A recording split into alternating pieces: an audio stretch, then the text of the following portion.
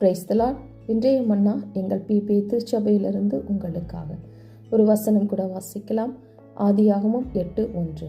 தேவன் நோவாவையும் அவனுடனே பேழையிலிருந்த சகல காட்டு மிருகங்களையும் சகல நாட்டு மிருகங்களையும் நினைத்தருளினார் என்று. ஆம் பிரியமானவர்களே, பாவத்தின் நிமித்தம் கர்த்தர் உலகத்தை தண்ணீரினால் அழித்த போது நோவாவையும் அவருடைய குடும்பத்தையும் பேழையில் வைத்து ஆண்டவர் காப்பாற்றினார். அதற்கு என்ன காரணம் என்றால், தேவன் மழையை காணவில்லை.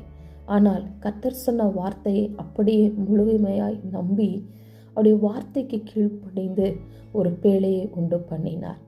அதற்கப்புறம் இந்த உலகம் எப்படி இருக்கும், நம் உறவுகள் இல்லாமல் நாம் என்ன செய்ய போகிறோம், எப்படி இந்த உலகத்தில் தனியாக இருக்க போகிறோம், இப்படி பல கேள்விகளின் சூழ்நிலையிலே அவர் இருந்தாலும் ஆண்டவருடைய வார்த்தைக்கு நோவா கீழ்ப்படிந்ததால அவரையும் அவர் குடும்பத்தையும் கர்த்தர் நினைத்து ஆசீர்வதித்து பெருக பண்ணினார்.